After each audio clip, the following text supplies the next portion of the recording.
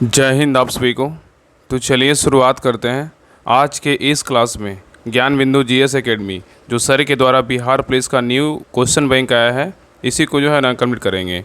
और इसमें देखिए सेट नंबर 1 जो बिहार पुलिस का जो प्रीवियस ईयर क्वेश्चन है, सेट नंबर 1 और सेट नंबर 2, ये जो पेपर 1 हुआ था, पेपर 2 हुआ था, ये दोनों करवा चुके हैं। अगर आप लोग क्लास नहीं देखें तो जाके चेक कीजिएगा प्लेलिस्ट में, आपको जो है ना दोनों क्लास का फुल डिस्कशन क्लास आपको मिल जाएगा। और आज के इस क्लास में सेट नंबर 3 कंप्लीट करेंगे। जो देखिए एग्ज़ाम हुआ था 7/8/2024 को एग्ज़ाम हुआ था, पेपर कितना है तो पेपर नंबर 3 है, इसी को देखने वाले हैं। तो सभी लोग ध्यानपूर्वक पूरी क्लास को देखिएगा और अंत तक क्लास को ज़रूर देखिएगा, तभी जो है ना क्लास का आपका 100% फ़ायदा मिलेगा। तो देखिए बिहार पुलिस सिपाही नियुक्ति परीक्षा हल प्रश्न पत्र है, इसका एग्ज़ाम हुआ था 7/8/2024 को एग्ज़ाम हुआ था और कितना है पेपर नंबर 3 है। तो चलिए शुरुआत करते हैं। देखिए पेपर नंबर 3, देखिए पेपर नंबर 3 का पहला क्वेश्चन कर रहा है। क्लास को जो है ना ध्यानपूर्वक देखिएगा और लास्ट तक क्लास को ज़रूर देखिएगा, और जितना हो सके क्लास को जो है ना हर ग्रुप में शेयर कीजिए। जितने भी लोग बिहार पुलिस का तैयारी कर रहे हैं उनके पास जो है ना क्लास का लिंक ज़रूर पहुंचाइए।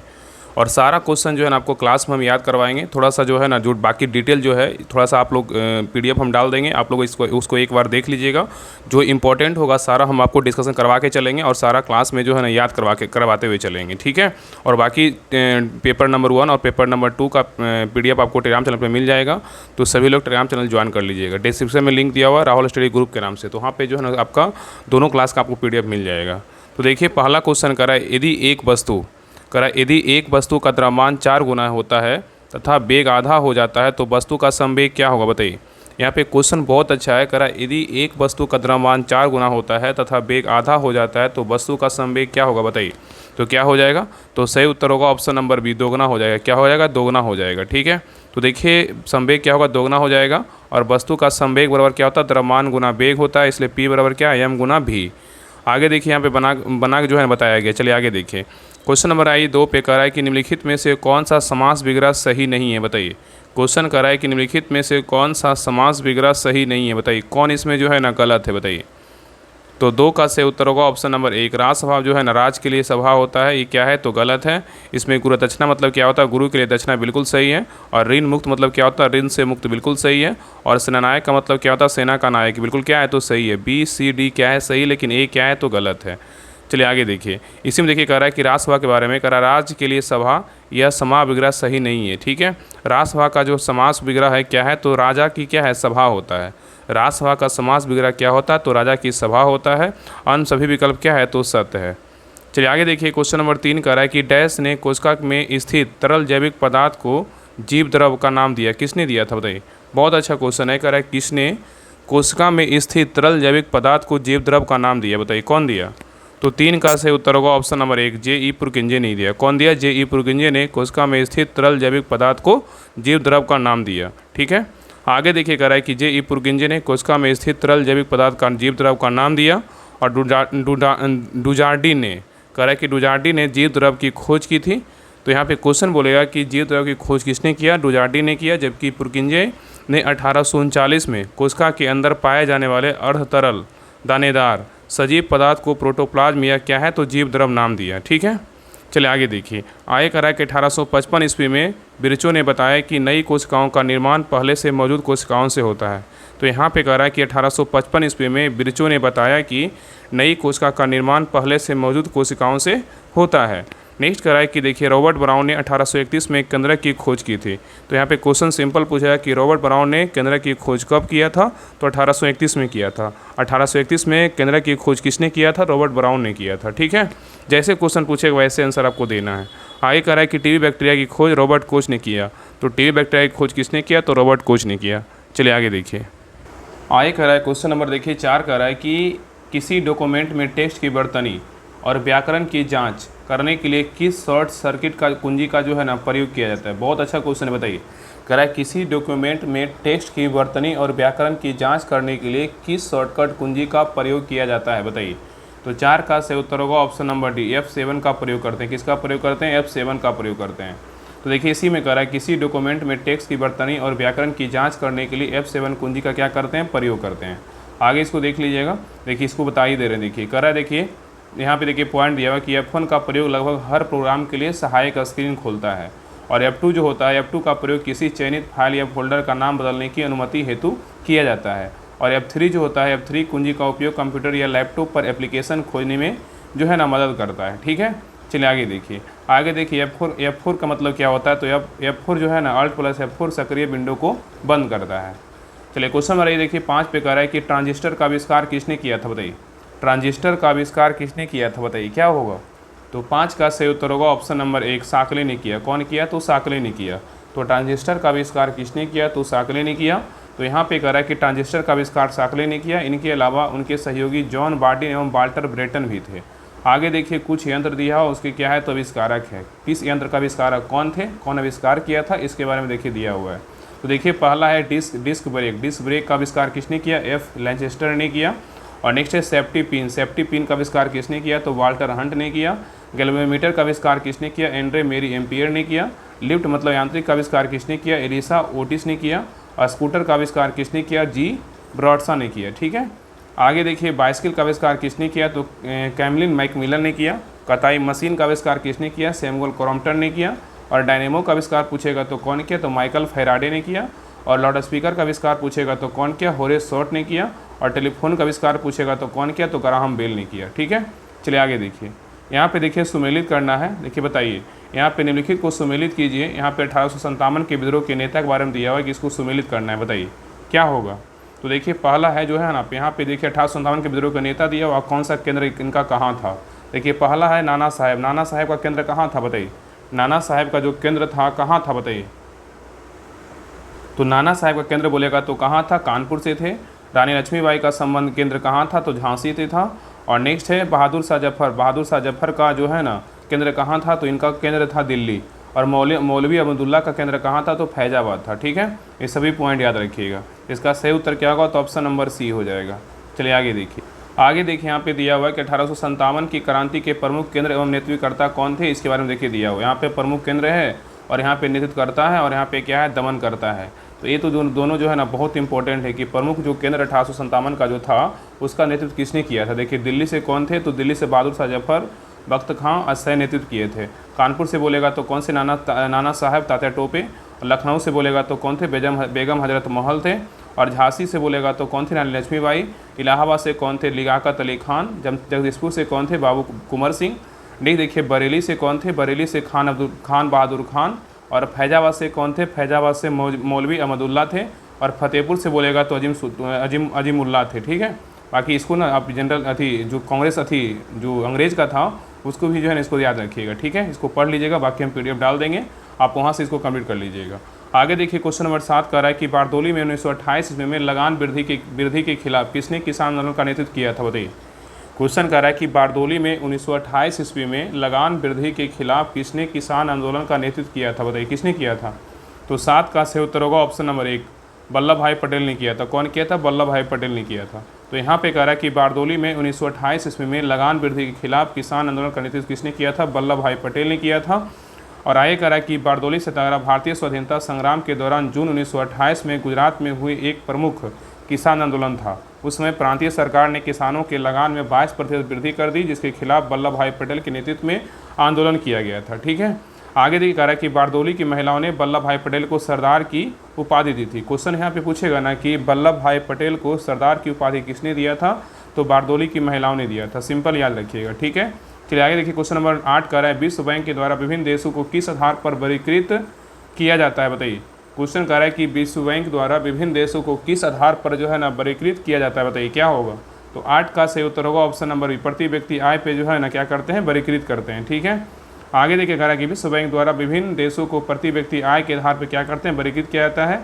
चलिए आगे देखिए कह रहा है कि अर्थव्यवस्थाओं को वर्तमान में 4 आय समूह में क्या है विभाजित किया गया है। कौन कौन है, तो निम्न आय, दूसरा क्या है निम्न मध्यम आय, तीसरा क्या है उच्च मध्यम आय, चौथा क्या है उच्च आय है। ठीक है, आगे देखिए विश्व बैंक का बात करें। विश्व बैंक का स्थापना कब हुआ था, जुलाई 1944 में इसका स्थापना किया गया था। और विश्व बैंक का मुख्यालय बोलेगा तो कहाँ है, वाशिंगटन DC में है। और विश्व बैंक में सदस्य पूछेगा तो कितना 189 है। चलिए आगे देखिए नेक्स्ट है, देखिए आगे देखिए क्वेश्चन नंबर देखिए 9। क्वेश्चन नंबर देखिए 9 क्या है, तो मैथ का क्वेश्चन इसको बना लीजिएगा। इसमें आंसर तो दिया हुआ है, इसका 14 का सही उत्तर क्या होगा, तो ऑप्शन नंबर देखिए बी हो जाएगा। आगे इसको सोल्यूशन कर लीजिएगा। इसका PDF हम टेलीग्राम चैनल पर डाल देंगे, तो सभी लोग टेलीग्राम चैनल ज्वाइन कर लीजिएगा। इसको भी आप लोग बना लीजिएगा। आगे बढ़ते हैं। आगे देखिए ये भी मैथ का क्वेश्चन है। चलिए आगे देखिए, ये भी देखिए मैथ का क्वेश्चन है, इसको भी बना लीजिएगा। जो भी मैथ का और इंग्लिश का क्वेश्चन, मैथ और रीजनिंग का क्वेश्चन रहता है इसको बना लीजिए, क्योंकि इसी से आपका जो है ना मैथ रीजनिंग आपका मजबूत हो जाएगा। जितना भी क्वेश्चन मैथ रीजनिंग का पूछेगा बिहार पुलिस चाहे बिहार दरोगा में, आपका प्रीवियस ईयर पेपर से यहाँ पर सारा कंप्लीट हो जाएगा। चलिए आगे देखिए, क्वेश्चन नंबर 13 कह रहा है कि भारत में झूम कृषि एक आदिम रूप है जिसे बेबर या दाहिया किस राज्य में कहा जाता है, बताइए। बहुत अच्छा क्वेश्चन है। कह रहा है कि भारत में झूमिंग कृषि का एक आदिम रूप है जिसे बेबर या दहिया किस राज्य में कहा जाता है, बताइए क्या होगा। तो 13 का सही उत्तर होगा option number D, Madhya Pradesh में। कहाँ है, तो मध्य प्रदेश में, ठीक है। तो भारत में झूमिंग कृषि एक आदिम रूप है जिसे बेबर या दहिया मध्य प्रदेश में कहा जाता है, और मध्य प्रदेश में झूम खेती को दहिया और बेबर मसान और पिंडा कहा जाता है, ठीक है। आगे देखिए, अन्य झूम खेती के प्रकार से संबंधित राज्य क्षेत्र दिया हुआ है। देखिए झूम बोलेगा तो कि कहाँ करते, पूर्वोत्तर राज्य असम, मेघालय, मिजोरम और नागालैंड। बेबर दहिया बोलेगा तो कहाँ, मध्य प्रदेश। पोंडू पेंडा बोलेगा तो आंध्र प्रदेश। कुमारी बोलेगा तो पश्चिमी घाट भारत। कुमान पामा डाबी बोलेगा तो उड़ीसा, और वालरे वाल्टरे बोलेगा दक्षिण पूर्वी राजस्थान। चलिए आगे देखिए, नेक्स्ट देखिए, खील का बात करें, खील कहाँ, तो हिमालयन क्षेत्र। कुरुबा बोलेगा तो झारखंड। पामलू बोलेगा तो मणिपुर। दीपा बोलेगा तो छत्तीसगढ़ अंडमान निकोबार द्वीप समूह, और काइगिन बोलेगा तो फिलीपींस। नेक्स्ट है मिल्पा बोलेगा तो कहाँ का, मैक्सिको मध्य अमेरिका का है। कोनुको बोलेगा तो वेनेजुएला का। रोका बोलेगा तो ब्राज़ील। लदांग बोलेगा तो इंडोनेशिया और मलेशिया। रे बोलेगा तो वियतनाम। तोनगे बोलेगा तो म्यांमार। चीना बोलेगा तो कहाँ का है, श्रीलंका का है। नहीं देखिए, क्वेश्चन नंबर देखिए 14 कह रहा है कि नवेली लिग्नाइट कोयला खनन क्षेत्र किस राज्य में स्थित है, बताइए। नवेली लिग्नाइट कोयला खनन क्षेत्र किस राज्य में स्थित है, बताइए। तो 14 का सही उत्तर होगा ऑप्शन नंबर डी, तमिलनाडु में स्थित है। तो नवेली लिग्नाइट कोयला खनन क्षेत्र तमिलनाडु में स्थित है, और टर्सरी युगीन कोयले के सबसे प्रमुख क्षेत्र माकुम असम, नवेली तमिलनाडु, और एवं पलना कहाँ है, राजस्थान में है। और भारत में लिग्नाइट का सर्वाधिक भंडार तमिलनाडु के मन्नारगुड़ी में होने का अनुमान जो है ना लगाया जाता है। आगे देखिए, प्रमुख कोयला खनन क्षेत्र एवं संबंधित राज्य है। देखिए यहाँ पे राज्य दिया हुआ, यहाँ पे क्या है, कोयला क्षेत्र है। पश्चिम बंगाल में कौन सा कोयला क्षेत्र है, रानीगंज है। झारखंड में कौन कौन है, तो झरिया, बोकारो, गिरिडीह और करणपुरा क्या है, तो रामगढ़ है। नेक्स्ट बोले छत्तीसगढ़ में कौन सा कोयला क्षेत्र है, तो तातापानी रामकोला है। उड़ीसा में बोलेगा तो तलचर है। तेलंगाना में बोलेगा सिंगरेनी है। मध्य प्रदेश में बोलेगा तो सिंगरौली है। देश में प्राचीन काल की गोंडवाना शैलों में कुल कोयला तृतीयक या टर्सरी युगीन चट्टानों में क्या होता है, तो मिलता है। क्वेश्चन नंबर देखिए 15 पे आई, कह रहा है कि गंगा एक्शन प्लान गैप की शुरुआत किस वर्ष हुई थी, बताइए। गंगा एक्शन प्लान गैप की शुरुआत किस वर्ष हुआ था, बताइए। तो 15 का सही उत्तर होगा ऑप्शन नंबर बी, 1985 में शुरू हुआ था। तो गंगा एक्शन प्लान गैप की शुरुआत 1985 ईस्वी में हुआ था। और गंगा एक्शन प्लान क्या है, इसके बारे में जानते हैं। देखिए पहला पॉइंट कर रहा है, यह पहली नदी कार्य योजना थी जो 1985 में पर्यावरण और वन मंत्रालय द्वारा जो है ना शुरू किया गया था, ठीक है। और आई कह रहा है गंगा एक्शन प्लान का पहला चरण 14 जनवरी 1986 को पूरी तरह से लागू हुआ, और इसका उद्देश्य जल अवरोधन, डाइवर्जन और घरेलू सीवेज के उपचार द्वारा पानी की गुणवत्ता में सुधार करना था, तथा विषाक्तता एवं औद्योगिक रासायनिक कचरे को नदी में प्रवेश करने से रोकना था। चलिए आगे देखिए, आगे कह रहा है राष्ट्रीय नदी गंगा बेसिन प्राधिकरण के बारे में कह रहा है। देखिए कह रहा है कि राष्ट्रीय नदी गंगा बेसिन प्राधिकरण के बारे में, इसका गठन भारत सरकार ने 2009 में पर्यावरण संरक्षण अधिनियम 1986 की धारा 3 के तहत किया गया था, और इसकी अध्यक्षता जो है प्रधानमंत्री के द्वारा की जाती है। इसने गंगा को भारत का राष्ट्रीय नदी घोषित किया, और वर्ष 2014 में नमामि गंगे कार्यक्रम को राष्ट्रीय नदी गंगा के संरक्षण और कार्यकलाप हेतु प्रारंभ किया गया। और राष्ट्रीय गंगा परिषद की स्थापना कब हुआ, 2016 में हुआ। आगे देखिए क्वेश्चन नंबर 16 कह रहा है कि कांटे, हुक्स और चूसक मतलब किस वर्ग के जीवों का विशेष गुण है, बताइए।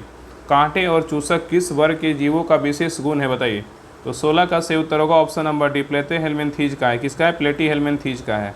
तो कांटे और सूचक प्लेटीहेल्मिन्थीज जीवों का क्या है, विशेष गुण है। और प्लेटीहेल्मिन्थीज शब्द का प्रयोग सर्वप्रथम गीगेनबार ने 1899 ईस्वी में किया था। चलिए आगे देखिए क्वेश्चन नंबर 17 पे कह रहा है कि विक्रमशिला गंगा डॉल्फिन अभ्यारण्य बिहार के जो है ना किस जिले में स्थित है, बताइए। विक्रमशिला गंगा डॉल्फिन अभ्यारण्य बिहार के किस जिले में स्थित है, बताइए। तो 17 का सही उत्तर होगा ऑप्शन नंबर 1, भागलपुर में। कहाँ है, तो भागलपुर में है। तो विक्रमशिला गंगा डॉल्फिन अभ्यारण्य बिहार के भागलपुर में स्थित है, और यह अभ्यारण्य भागलपुर जिले में सुल्तानगंज से कहलगांव तक गंगा नदी पर जो है ना 60 किलोमीटर क्या है, तो लंबा हिस्सा है। आगे कह रहा है कि सन 1991 में विक्रमशिला गंगा डॉल्फिन अभ्यारण्य के रूप में अधिसूचित किया गया है, और गंगा की डॉल्फिन को भारत का राष्ट्रीय जलीय जीव 5 अक्टूबर 2009 को जो है ना घोषित किया गया। और आगे कह रहा है कि राष्ट्रीय डॉल्फिन अनुसंधान केंद्र NDRC पटना विश्वविद्यालय परिसर में क्या है, तो स्थित है। और प्रतिवर्ष 5 अक्टूबर को राष्ट्रीय डॉल्फिन दिवस के रूप में मनाया जाता है। नेक्स्ट है क्वेश्चन नंबर देखिए 18 कह रहा है कृष्णा नदी जल विवाद किस बांध से संबंधित है, बताइए। कृष्णा नदी जल विवाद किस बांध से संबंधित है, बताइए। तो 18 का सही उत्तर होगा option number D, Shri slam बांध से क्या है तो संबंधित है। तो कृष्णा नदी जल विवाद श्री सैलम बांध से संबंधित है और कृष्णा जल विवाद महाराष्ट्र, कर्नाटक, तेलंगाना, आंध्र प्रदेश राज्यों के बीच कृष्णा नदी के क्या है जल को लेकर है। और कृष्णा नदी जल विवाद के समाधान हेतु वर्ष 1969 में कृष्णा जल विवाद न्यायाधिकरण की स्थापना की गई। चलिए आगे देखिए, जो हम क्वेश्चन नहीं करवा रहे ना, जो हम डिटेल नहीं करवा रहे, इसको पीडीएफ से आप लोग देख लीजिएगा, उसको पढ़ लीजिए एक बार। बाकी जो इंपॉर्टेंट है सारा हम करवाते हैं, क्योंकि इस बुक को जो है ना ख़त्म करना बहुत ज़रूरी है। बाकी इसका हम टेलीग्राम चैनल पीडीएफ डाल देंगे, आप लोग वहाँ से जो है ना जो मेन पॉइंट रहेगा उसको, मतलब जो नहीं हम यहाँ पे डिस्कस करेंगे उसको आप पढ़ लीजिएगा। बाकी तो सारा जो इंपॉर्टेंट लगेगा सारा हम क्वेश्चन और विद डिस्कशन करवाते हुए चलेंगे, तो टेंशन नहीं लेना है, क्लास को पूरा देखिएगा, बहुत मज़ा आएगा। आगे देखिए कह रहा है कि क्वेश्चन नंबर देखिए 19 कह रहा है कि ऐसे अवयव शब्द जिसका प्रयोग वाक्य में किसी पद पर विशेष बल देने के लिए किया जाता है कहलाते हैं, क्या कहलाते हैं। रिक्त स्थान की पूर्ति विकल्पों से कीजिए। यहाँ पे कह रहा है ऐसे अवयव शब्द जिसका प्रयोग वाक्य में किसी पद पर विशेष बल देने के लिए किया जाता है क्या कहलाते हैं। तो सही उत्तर होगा ऑप्शन नंबर बी, निपात कहलाता है। क्या कहलाता है, निपात कहलाता है। चलिए आगे देखिए, क्वेश्चन नंबर देखिए 20 कह रहा है कि स्वागत का संधि विच्छेद कीजिए। बताइए स्वागत का जो संधि विच्छेद होगा क्या होगा, बताइए। तो 20 का सही उत्तर होगा ऑप्शन नंबर 1, सूज और आगत। क्या होगा, स्वागत होगा। तो स्वागत का संधि विच्छेद क्या होगा, सूज और आगत होता है। आगे देख रहा है कि दो समीपवर्ती वर्णों के मेल से जो विकार मतलब परिवर्तन होता है उसे संधि कहते हैं। संधि किसे कहते हैं, तो दो जो समीपवर्ती वर्णों के मेल से जो विकार उत्पन्न होता है मतलब परिवर्तन होता है उसे संधि कहते हैं। और संधि में पहले शब्द के अंतिम वर्ण एक दूसरे एवं दूसरे शब्द के अंतिम वर्ण का मेल होता है। जैसे देव जोड़ आलय क्या होगा, देवालय हो जाएगा। जगत जोड़ नाथ, जगन्नाथ हो जाएगा। चलिए आगे देखिए, कह रहा है कि संधि के नियमों द्वारा मिले वर्णों को फिर मूल अवस्था में ले आने को क्या बोलते हैं, संधि विच्छेद कहते हैं। जैसे उदाहरण में क्या है, परीक्षार्थी क्या होगा, परीक्षा जो अर्थी परीक्षार्थी, बागीस का क्या होगा, वाक्य जोड़ इस बागीस, और अंतःकरण का क्या होगा, अंता जोड़ करण। ठीक है, चलिए आगे देखिए। नेक्स्ट कह रहा है कि राष्ट्रीय वन नीति 1952 के तहत कितना प्रतिशत क्षेत्र को वनों के अंतर्गत लाने का लक्ष्य रखा गया, बताइए। क्वेश्चन कह रहा है कि राष्ट्रीय वन नीति 1952 के तहत कितना प्रतिशत क्षेत्र को वनों के अंतर्गत लाने का लक्ष्य रखा गया, बताइए। तो 21 का सही उत्तर होगा ऑप्शन नंबर डी, 33। कितना है, तो 33। तो राष्ट्रीय वन नीति 1952 के तहत 33% क्षेत्र को वनों के अंतर्गत लाने का लक्ष्य रखा गया है। और भारत वन स्थिति रिपोर्ट 2023 से पता चलता है कि भारत का वन क्षेत्र कुल भूमि का 25.17% है। और वनावरण बोलेगा तो वन आवरण कितना है, तो 21.76 है। और वृक्ष आवरण बोलेगा तो 3.41% है। और 1952 की नीति को भारत सरकार द्वारा 1988 में संशोधित किया गया। इसका मुख्य उद्देश्य पर्यावरण और पारिस्थितिकी संतुलन की स्थिरता और क्या करना, सुनिश्चित करना है। आगे देखिए क्वेश्चन नंबर देखिए 22 मैथ का क्वेश्चन, इसको बना लीजिएगा। चलिए आगे बढ़ते हैं। आगे देखिए 23 नंबर भी देखिए मैथ का क्वेश्चन है। चलिए नेक्स्ट क्वेश्चन पे आइए। देखिए 24 नंबर भी मैथ का क्वेश्चन है, तो इसको भी बना लीजिएगा। चलिए नेक्स्ट क्वेश्चन पे आइए। आगे देखिए कह रहा है कि परमाणु, यहाँ पे कह रहा है कि क्वेश्चन 25 कह रहा है कि परमाणु संख्या 18 द्रव्यमान संख्या 40 तो तत्व के नाभिक का प्रतीक क्या होगा, बताइए। परमाणु संख्या 18 द्रव्यमान संख्या 40 तो तत्व के नाभिक का प्रतीक क्या होगा, बताइए। तो 25 का सही उत्तर होगा ऑप्शन नंबर 1, 40-18 क्या होगा, RAR होगा। क्या होगा, 40-18 AR। आगे कह रहा है कि परमाणु संख्या 18 द्रव्यमान संख्या 40 तो तत्व के नाभिक का प्रतीक क्या होगा, 40-18 AR होता है। और किसी तत्व के परमाणु के नाभिक में उपस्थित इकाई धन आवेश की कुल संख्या उस तत्व के नाभिक में उपस्थित प्रोटॉनों की कुल संख्या को उस तत्व की परमाणु संख्या कहते हैं। और किसी तत्व की परमाणु संख्या उस तत्व का मौलिक गुण होता है, इसे जो है ना जेड से सूचित किया जाता है। चलिए आगे देखिए। आगे कह रहा है कि किसी तत्व के परमाणु के नाभिक में उपस्थित प्रोटॉन, कह रहा है कि किसी तत्व के परमाणु के नाभिक में उपस्थित प्रोटॉन और न्यूट्रॉन की संख्याओं का योगफल क्या होगा, द्रव्यमान संख्या होता है। चलिए आगे देखिए। आगे कह रहा है कि नाभिक में प्रोटॉनों और न्यूट्रॉनों के योग को न्यूक्लियन कहा जाता है। नेक्स्ट है, कह रहा है कि यह जंतु जगत का सबसे बड़ा समूह है, बताइए क्या है। कौन जो है ना जंतु जगत का सबसे बड़ा समूह है, बताइए क्या है। तो सही उत्तर क्या होगा, ऑप्शन नंबर 1, ऑर्थोपोडा है। क्या है, तो ऑर्थोपोडा है। तो ऑर्थोपोडा जो है जंतु जगत का सबसे बड़ा संघ है। और संघ ऑर्थोपोडा के बारे में बोल रहा है। पहले नीलिडा और ऑर्थोपोडा संघों को आर्टिकुलेटा नाम के एक समूह में रखा जाता है, किंतु बाद में 1845 में केटी बॉन सीबोल्ड ने एनीलिडा को इस समूह से अलग कर उन्हें वर्म्स नाम दिया और शेष जंतुओं को ऑर्थोपोडा नाम से एक जो है ना समूह में रखा। ठीक है, चलिए आगे देखिए। आगे देखिए कह रहा है क्वेश्चन नंबर देखिए 27 पे आइए। क्वेश्चन नंबर 27 कह रहा है निम्नलिखित गुणों में से कौन सा प्रोकैरियोटिक को यूकैरियोटिक से अलग करता है, बताइए। कह रहा है निम्नलिखित गुणों में से कौन सा प्रोकैरियोटिक को यूकैरियोटिक से अलग करता है, बताइए क्या होगा। तो 27 का सही उत्तर होगा ऑप्शन नंबर सी, प्रोकैरियोटिक्स में केंद्रक झिल्ली की अनुपस्थिति कारण। ठीक है, तो यहाँ पे कह रहा है कि निम्नलिखित गुणों में से कौन प्रोकैरियोट्स और यूकैरियोट्स से अलग करता है, तो क्या होगा, तो प्रोकैरियोट्स में केंद्रक झिल्ली की अनुपस्थिति कारण अलग करता है। आगे देखा रहा है कि प्रोकैरियोट्स में केंद्रक झिल्ली अनुपस्थिति प्रोकैरियोट्स को यूकैरियोट से अलग करता है। और एक कोशिका प्रोकैरियोटिक जीवों का समूह है, अर्थात इनमें ना तो संगठित केंद्रक होता और ना ही विकसित कोशिकांग होते हैं। इनमें केंद्रिका झिल्ली का क्या होता है, अभाव होता है। चलिए आगे देखिए, क्वेश्चन नंबर देखिए 28 का निम्नलिखित रासायनिक अभिक्रिया का उदाहरण है, बताइए कौन है। निम्नलिखित रासायनिक अभिक्रिया का उदाहरण यहाँ पे देखिए समीकरण दिया हुआ है, यहाँ पे किसका उदाहरण है बताइए। तो 28 का सही उत्तर होगा ऑप्शन नंबर बी, ऑक्सीकरण अभिक्रिया का क्या है, उदाहरण है। आगे देखा रहा है कि यह जो है ना, ये जो समीकरण दिया हुआ है CH3CH2OH और CH3COOH क्या है, एक ऑक्सीकरण अभिक्रिया है। और क्षारीय पोटेशियम परमैंगनेट अथवा अम्लीकृत पोटेशियम डाइक्रोमेट एल्कोहलों को अम्लों में क्या करते हैं, ऑक्सीकृत करते हैं। और संकलन अभिक्रिया में निकेल अथवा प्लेडियम जैसे उत्प्रेरकों की उपस्थिति में असंतृप्त हाइड्रोकार्बन हाइड्रोजन जोड़कर संतृप्त हाइड्रोकार्बन बनाते हैं, हाइड्रोकार्बन देते हैं, ठीक है। नेक्स्ट आइए, आगे कह रहा है कि अपमार्जक। क्वेश्चन नंबर देखिए 29 कह रहा है कि अपमार्जक है क्या है, बताइए। अपमार्जक जो है क्या है बताइए। तो 29 का सही उत्तर होगा ऑप्शन नंबर बी, लंबी कार्बन श्रृंखला वाले सल्फोनिक लवण के सोडियम अथवा लंबी श्रृंखला वाले अमोनियम के क्या है, लवण होते हैं। तो अपमार्जक क्या है, तो लंबी कार्बन श्रृंखला वाले सल्फोनिक लवण के सोडियम अथवा लंबी श्रृंखला वाले अमोनियम क्या होते हैं, लवण होते हैं। नेक्स्ट कह रहा है कि अपमार्जन लंबी कार्बन श्रृंखला वाले सल्फोनिक लवण के सोडियम अथवा लंबे श्रृंखला वाले अमोनियम लवण होते हैं।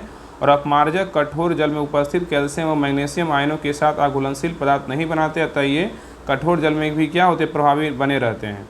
अपमार्जकों का उपयोग शैम्पू एवं कपड़े धोने के उत्पाद बनाने में होता है। और साबुन जल में घुलनशील लंबी श्रृंखला वाले कार्बोक्सिलिक अम्लों के सोडियम एवं पोटेशियम लवण होते हैं। और सोडियम युक्त साबुन कठोर तथा पोटेशियम युक्त साबुन मुलायम होते हैं। तो सोडियम युक्त साबुन क्या होते हैं, कठोर होते हैं। पोटेशियम युक्त साबुन क्या होते हैं, मुलायम होते हैं। और साबुन का निर्माण जंतु चर्बी या वनस्पति तेल से किया जाता है, ठीक है। आगे कह रहा है कठोर जल में साबुन झाग नहीं देता और सफाई में भी क्या होती है, कठिनाई होती है। साबुन के द्वारा सतहों को साफ करने का सिद्धांत क्या होता है, पृष्ठ तनाव पर आधारित होता है।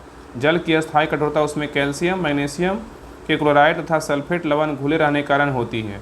जल की अस्थायी कठोरता उसमें सोडियम कार्बोनेट मिलाकर गर्म करने से जो है ना दूर की जाती है। तो यहाँ पे देखिए क्या कह रहा है कि जल की अस्थायी कठोरता अगर दूर करना रहेगा तो उसमें सोडियम कार्बोनेट मिलाकर गर्म करने से जो है ना दूर होती है। और जल की अस्थायी कठोरता दूर करने की मुख्य विधि क्या है, तो परम्यूटेट विधि है। और जल की अस्थायी कठोरता उसमें कैल्शियम मैग्नीशियम और बाइकार्बोनेट लवण घुले रहने के कारण होती है। और नेक्स्ट कह रहा है कि जल की अस्थायी कठोरता उबाल कर दूर कर ली जाती है और जल को सर्वात्रिक विलायक कहा जाता है। चलिए आगे देखिए, नेक्स्ट कह रहा है कि बेकिंग सोडा, सेंधा नमक, धोने का सोडा, बुझा हुआ चूना के जलीय घोल के पीएच मान के बढ़ते क्रम का सही क्रम क्या है, बताइए। क्वेश्चन कह रहा है कि बेकिंग सोडा, सेंधा नमक, धोने का सोडा, बुझा हुआ चूना के जलीय घोल के पीएच मान बोला है कि बढ़ते क्रम में सही क्रम क्या होगा। तो सही उत्तर होगा ऑप्शन नंबर बी होगा, सेंधा नमक, बेकिंग सोडा, धोने का सोडा और क्या है वो बुझा चूना होगा, ठीक है। तो देखिए यहाँ पे कह रहा है कि यहाँ पे क्या है, सुमेलित कूट है, सेंधा नमक, बेकिंग सोडा, धोने का सोडा और क्या है, बुझा चूना। सेंधा नमक जो है ना, इसका पीएच मान क्या 7 से अधिक होता है, ठीक है।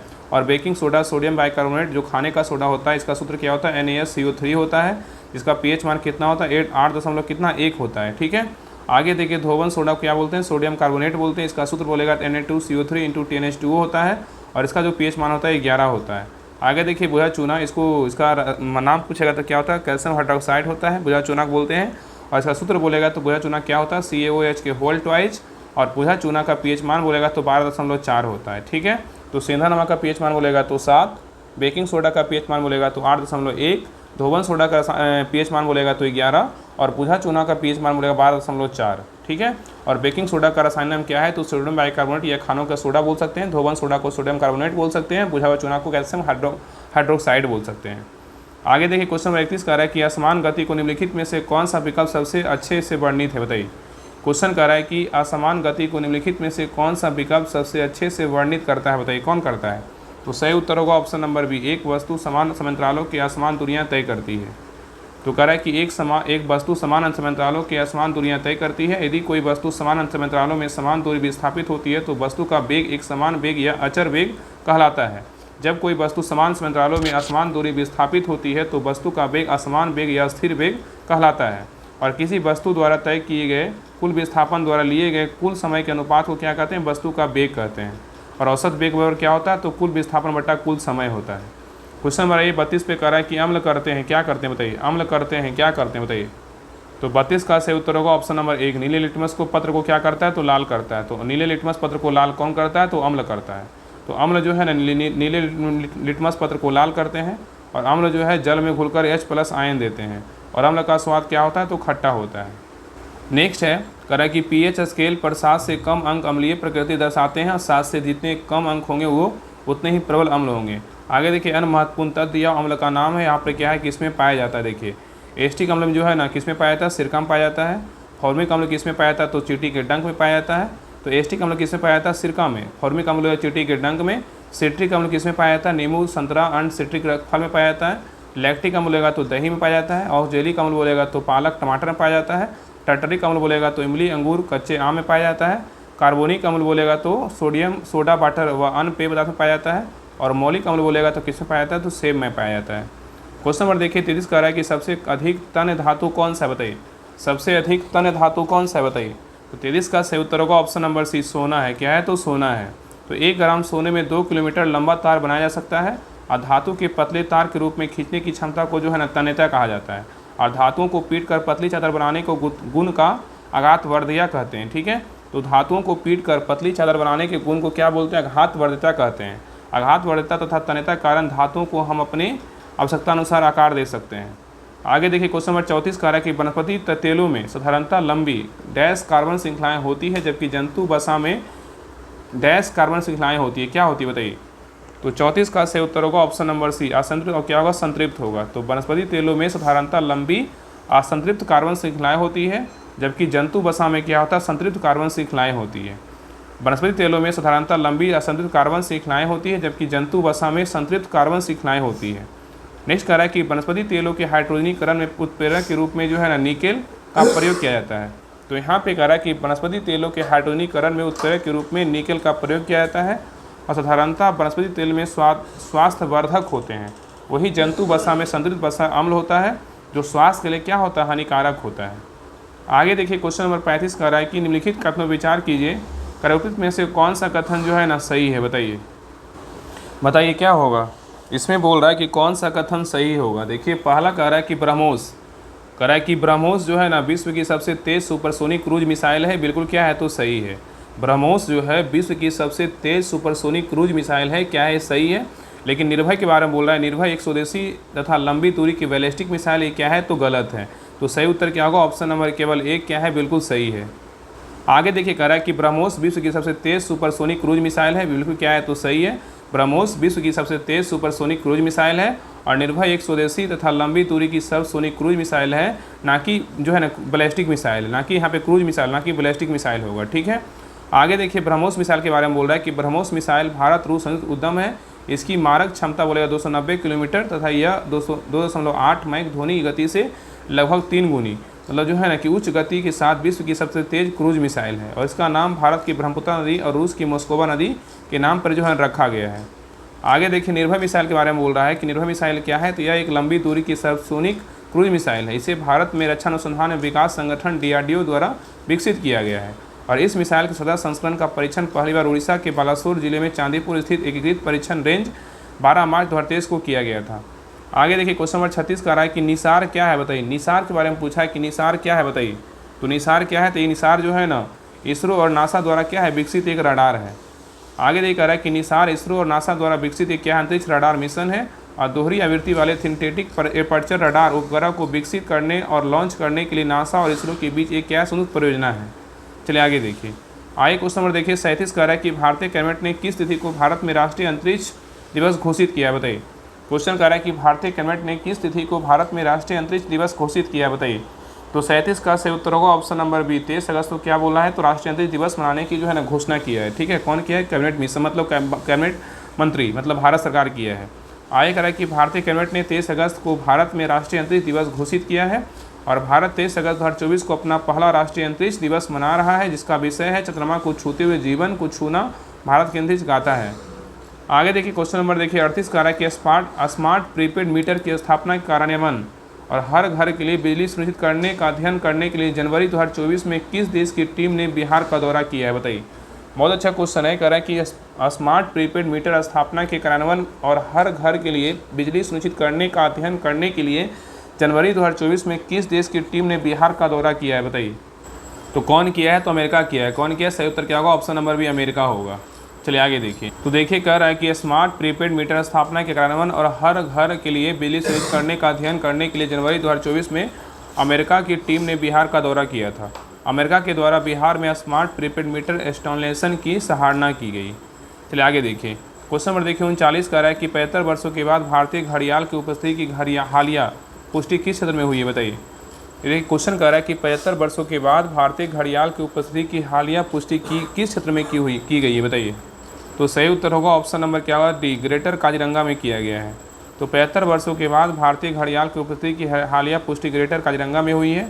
और विश्वनाथ वन्यजीव प्रभाग काजीरंगा टाइगर रिजर्व के अंतर्गत और TSA फाउंडेशन इंडिया द्वारा 16 से 25 जनवरी तक ब्रह्मपुत्र नदी के 160 किलोमीटर लंबे हिस्से पर किए गए सर्वेक्षण के दौरान 5 प्रजातियों के 900 से अधिक मीठे पानी के कछुए जो है ना, एक मादा घड़ियाल पाए गए हैं।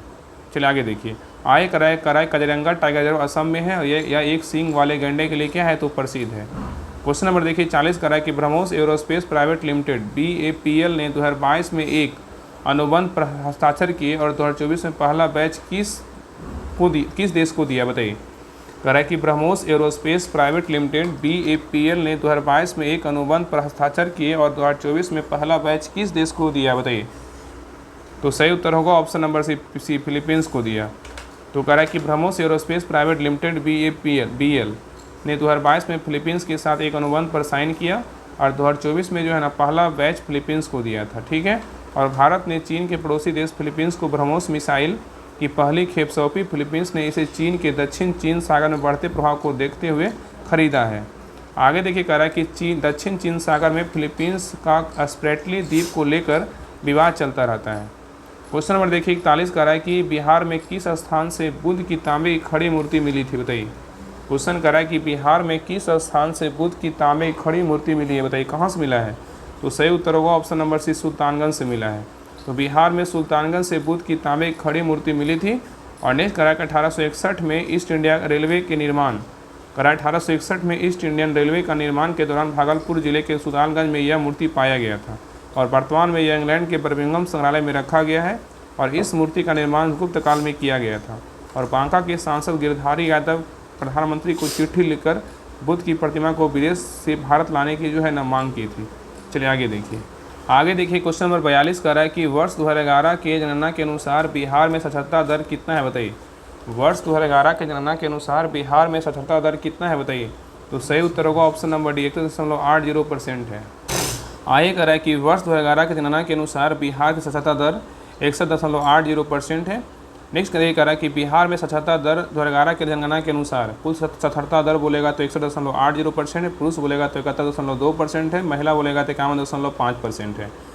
नेक्स्ट कह रहा है कि सर्वाधिक साक्षरता दर वाला जिला बोलेगा तो कौन सा है? रोहतास है, जो कितना है 73.63% है। और सर्वाधिक पुरुष साक्षरता वाला जिला बोलेगा तो कौन सा ही? रोहतास ही है, 82.88%। और नेक्स्ट है न्यूनतम पुरुष साक्षरता वाला दर वाला जिला बोलेगा तो कौन सा है? पूर्णिया है, न्यूनतम में बोलेगा तो पूर्णिया 59.06%। और नेक्स्ट कह रहा है कि सर्वाधिक महिला साक्षरता दर वाला जिला बोलेगा तो कौन सा है? रोहतास है, 62.97। और न्यूनतम महिला साक्षरता दर वाला जिला बोलेगा तो कौन सा? सहरसा है। और नेक्स्ट कह रहा है कि राष्ट्रीय स्तर पर बिहार पुरुष और महिला साक्षरता दोनों के संदर्भ में सबसे निचले पायदान पर है, ठीक है। चलिए आगे देखिए। नेक्स्ट है क्वेश्चन नंबर देखिए 43 कह रहा है निम्नलिखित में से कौन सा तटीय मैदान का भाग नहीं है, बताइए। कह रहा है कि निम्नलिखित में से कौन सा तटीय मैदान का भाग नहीं है, बताइए कौन नहीं है। तो सही उत्तर क्या होगा? ऑप्शन नंबर डी, तराई क्षेत्र तटीय मैदान का भाग नहीं है, लेकिन कोकन है, कोरोमंडल तट है, मालाबार तट है। तो यहाँ पे क्वेश्चन कर रहा था कि कौन सा जो है निम्नलिखित में से कौन सा तटीय मैदान का भाग नहीं है। तो तराई क्षेत्र नहीं है, लेकिन कोकन, कोरोमंडल तट, मालाबार तट है। चलिए आगे देखिए। आगे कह रहा है कि शिवालिक पर्वतमाला के तलहटी में सिंधु से लेकर तीस्ता तक अविच्छिन्न रूप से भाबर प्रदेश का विस्तार है और इस क्षेत्र में कंकड़ पत्थरों मतलब बजरी की अधिकता के कारण इसमें बहुत अधिक संधारता होती है, जिसके कारण नदियाँ यहाँ विलीन हो जाती है, ठीक है। आगे देखिए कह रहा है कि भाबर प्रदेश के दक्षिणी भागों में स्थित 15 से 30 किलोमीटर चौड़ी दलदली पेटी को तराई प्रदेश कहा जाता है और भाबर प्रदेश की लुप्त हुई नदियाँ यहाँ जो है ना पुनः सतह पर आ जाती है। नेक्स्ट पॉइंट कह रहा है, देखिए कह रहा है तराई प्रदेश घने वनों का प्रदेश है और यहाँ जैव विविधता का विशाल भंडार है और यहाँ की मिट्टी क्या है, दलदली मिट्टी होती है। कहाँ का, तराई प्रदेश का। आगे देखिए क्वेश्चन नंबर देखिए 44 कह रहा है कि पेरियार बाघ रिजर्व भारत के किस राज्य में स्थित है, बताइए। पेरियार बाघ रिजर्व भारत के किस राज्य में स्थित है, बताइए। तो सही उत्तर क्या होगा, ऑप्शन नंबर बी, केरल में स्थित है। कहाँ है, तो केरल में है। तो पेरियार बाघ रिजर्व भारत के केरल राज्य में स्थित है। और केरल में स्थित एक जो है ना अन्य टाइगर रिजर्व कौन सा है, तो पराम्बिकुलम टाइगर रिजर्व कहाँ है, तो केरल में ही है। नेक्स्ट देखिए कह रहा है कि कुछ अन्य बाघ रिजर्व एवं उनकी क्या अवस्थिति है। देखिए यहाँ पे बोलेगा, देखिए यहाँ पे क्या है, बाघ रिजर्व है, यहाँ पे क्या है, अवस्थिति है। कौन सा बाघ रिजर्व किस राज्य में स्थित है, इसके बारे में देखिए दिया हुआ है। देखिए बांदीपुर, भद्रा, नागरहोल, दांदेली, अंसी और बिलगिरी रंगनाथ, ये कहाँ है, तो कर्नाटक में। याद रखिएगा कि बांदीपुर, भद्रा, नागरहोल, दांदेली, अंसी, बिलिगिरी रंगनाथ, ये कहाँ है, तो कर्नाटक में है। नेक्स्ट देखिए कह रहा है कि कालागढ़, मुंडनथुरई, अन्नामलाई, मुदुमलाई, सतमंगलम, श्री विरुधपुरम, मेघामलाई, ये कहाँ है, तमिलनाडु में है।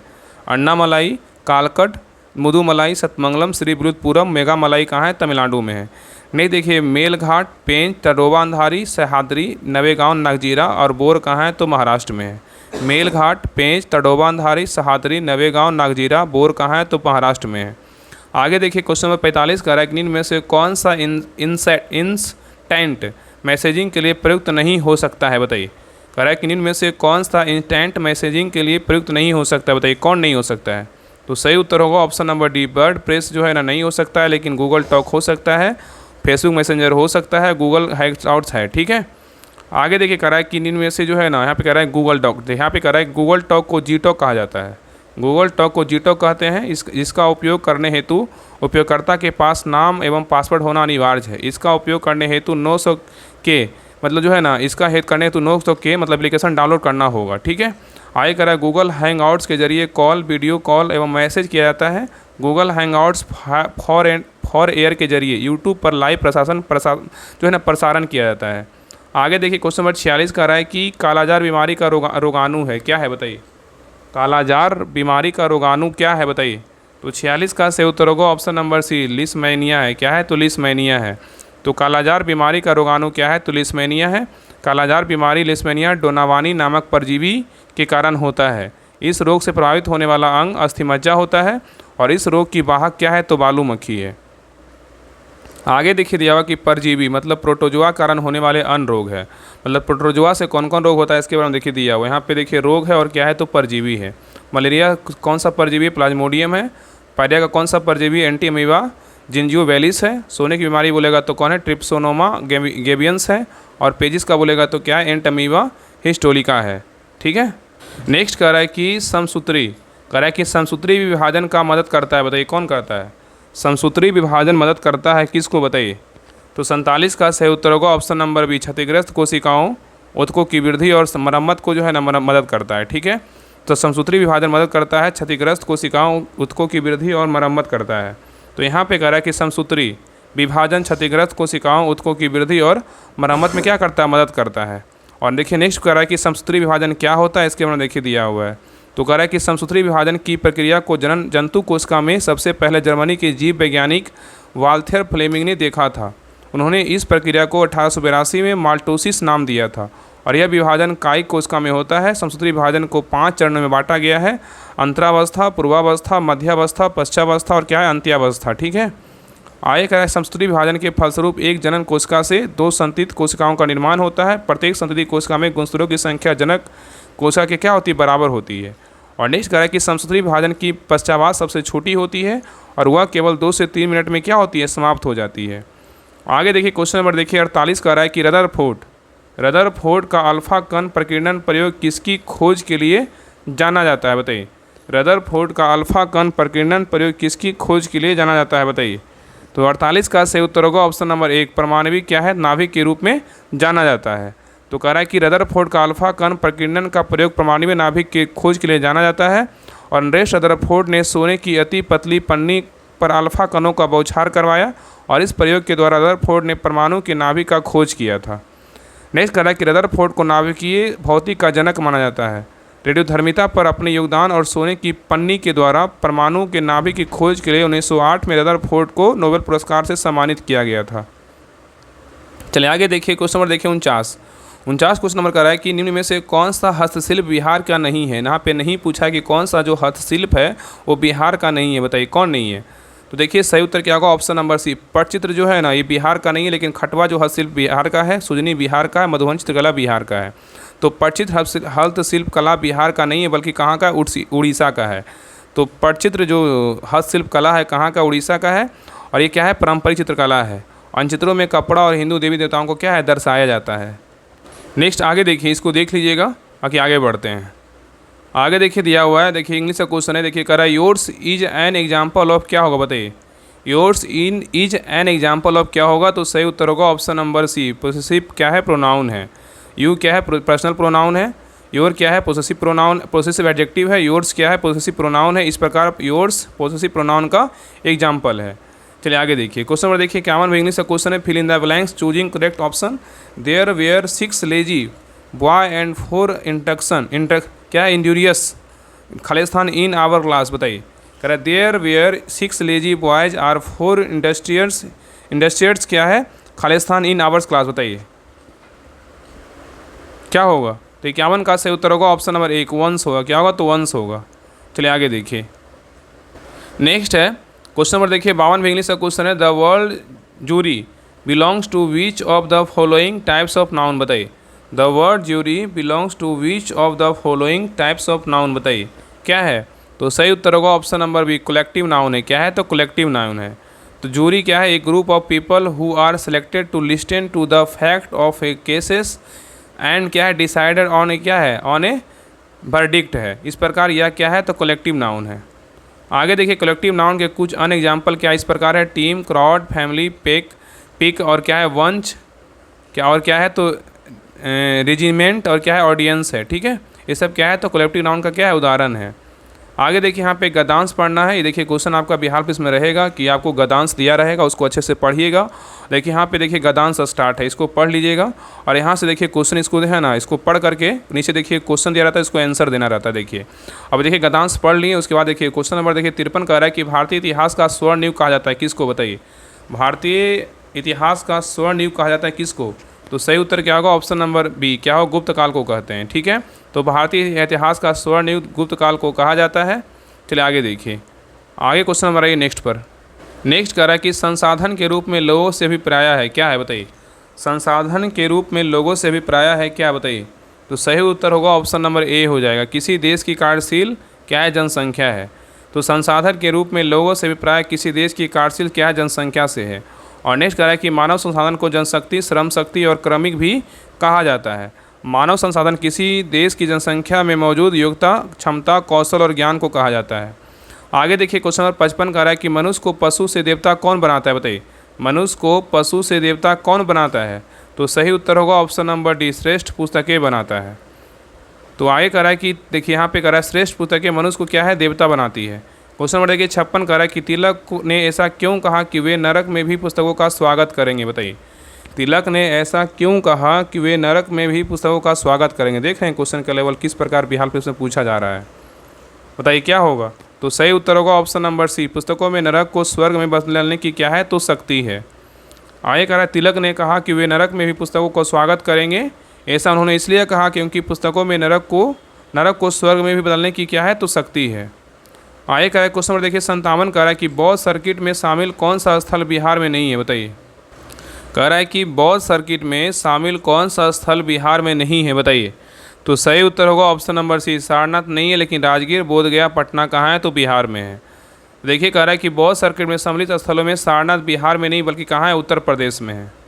चलिए आगे देखिए, आगे कह रहा है कि बौद्ध सर्किट में शामिल स्थल कौन कौन, देखिए बोधगया बिहार, राजगीर कहाँ है, बिहार में, वैशाली कहाँ है, बिहार में, कहलगांव बिहार में, पटना बिहार में, सारनाथ उत्तर प्रदेश में, और कुशीनगर बोलेगा उत्तर प्रदेश में, पिपहरवा बोलेगा उत्तर प्रदेश में, कपिलवस्तु बोलेगा उत्तर प्रदेश में, संकिसा बोलेगा तो उत्तर प्रदेश में है।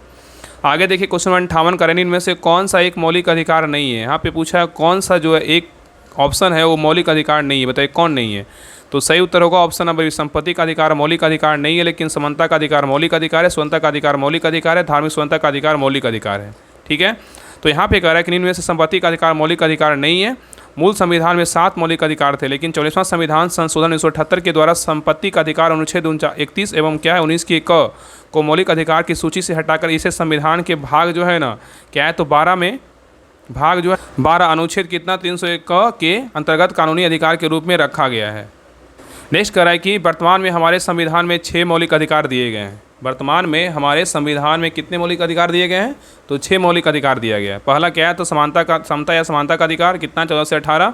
दूसरा क्या है स्वतंत्रता का अधिकार 19 से 22। तीसरा क्या है शोषण के विरुद्ध अधिकार 23 से 24। और चौथा क्या है धार्मिक स्वतंत्रता का अधिकार 25 से 28। और पाँचवा क्या है संस्कृति शिक्षा संबंधी अधिकार कितना है 29 से 30। और छठा क्या है संवैधानिक उपचारों का अधिकार क्या है अनुच्छेद कितना है तो 32 है। आगे देखिए क्वेश्चन 59 कह रहा है कि मंत्रिपरिषद के सदस्यों की संख्या लोकसभा के कुल सदस्यों के कितने प्रतिशत से अधिक नहीं होनी चाहिए? बताइए।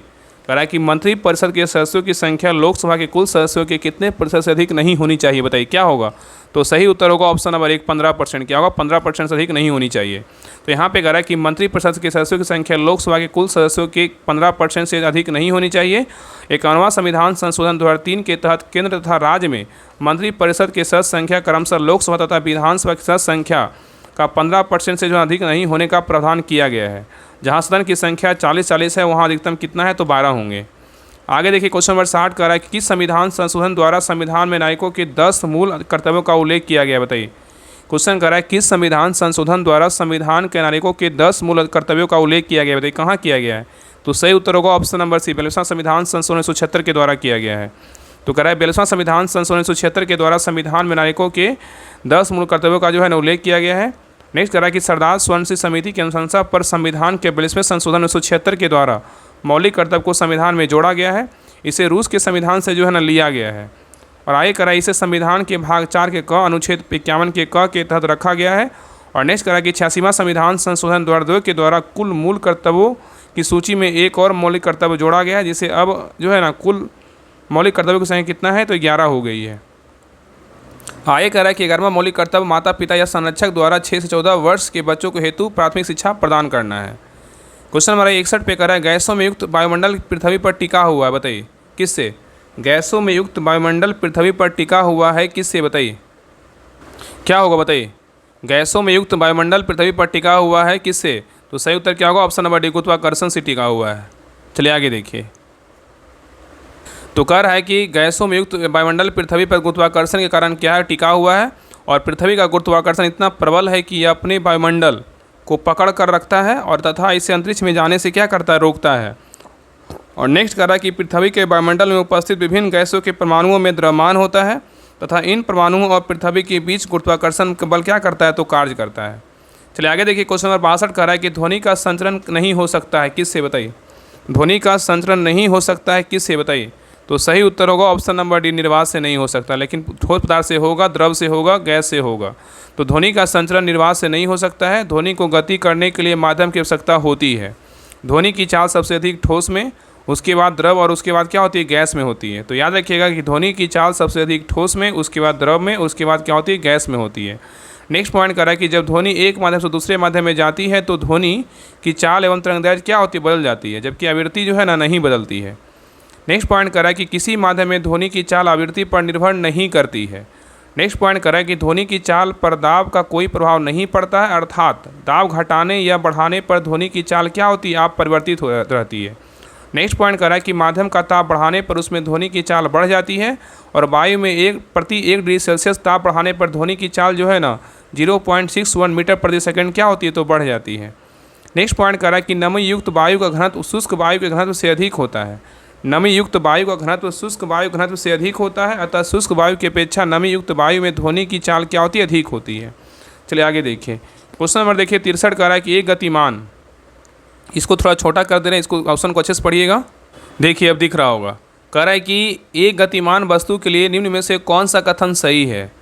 सही विकल्प को चुनिए। बताइए क्वेश्चन कह रहा है कि एक गतिमान वस्तु के लिए निम्न में से कौन सा कथन सही है? बताइए। देखिए पहला कह रहा है यदि किसी चाल में परिवर्तन होता है तब इसके वेग में भी परिवर्तन होगा, इसमें कुछ त्वरण भी होगा। ये क्या है तो गलत है। चलिए आगे देखिए। आगे कह रहा है यदि इसके वेग में परिवर्तन होता है, गतिमान वस्तु में इसके वेग में परिवर्तन होता है तब इसकी चाल में भी परिवर्तन होगा और इसमें कुछ त्वरण भी होगा। ये भी क्या है तो गलत है।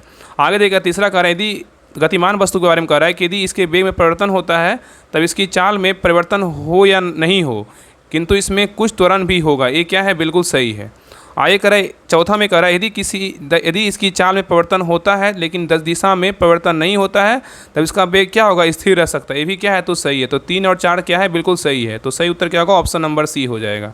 चलिए आगे देखिए। तो देखिए कह रहा है कि 3 और 4 क्या है? बिल्कुल सही है। कह रहा है देखिए, पहला पॉइंट कह रहा है कि एक गतिमान वस्तु के वेग में परिवर्तन होता है तब इसकी चाल में परिवर्तन होगा और इसमें कुछ त्वरण भी होगा। ठीक है। और नेक्स्ट पॉइंट कह रहा है यदि गतिमान वस्तु की चाल में परिवर्तन होता है लेकिन दिशा में परिवर्तन नहीं होता है तब इसका वेग क्या होगा? स्थिर रह सकता है। नेक्स्ट पॉइंट पर कह रहा है कि यदि एक वस्तु सीधी रेखा में चलती है और इसका वेग समान समयांतराल में समान रूप से घटता या बढ़ता है तो वस्तु के त्वरण को एक समान जो है ना त्वरण कहा जाता है। नेक्स्ट पॉइंट कर रहा है तो स्वतंत्र रूप से गिर रही एक वस्तु की गति एक समान त्वरित गति का क्या है? उदाहरण है। नेक्स्ट कह रहा है कि एक समान वृत्तीय गति त्वरित गति का उदाहरण है और एक समान त्वरण से चल रही एक वस्तु की गति व्याख्या निम्न समीकरणों के माध्यम से की जाती है। v बराबर क्या है? u plus half A T. s बराबर क्या है? u plus U T plus half A T square, जहाँ 2s बराबर क्या है? v square minus u square, जहाँ u बराबर क्या है? वस्तु का प्रारंभिक वेग, a बराबर क्या है? तो एक्सीलरेशन मतलब त्वरण, s बराबर क्या है? t समय में तय की गई दूरी और v बराबर क्या है? तो वस्तु का अंतिम वेग है। और त्वरण का ऐसे मात्रक बोलेगा मीटर प्रति सेकेंड होता है और चाल का ऐसे मात्रक बोलेगा तो मीटर प्रति सेकेंड होता है। ठीक है। चल आगे देखिए। क्वेश्चन नंबर 64 का रहा है कि फॉस का उपयोग कंप्यूटर के क्षेत्र में किया जाता है, इसमें एफ किसका संक्षिप्त रूप है? बताइए। क्वेश्चन कर रहा है कि फॉस का उपयोग कंप्यूटर क्षेत्र में किया जाता है, इसमें एफ किसका संक्षिप्त रूप है? बताइए।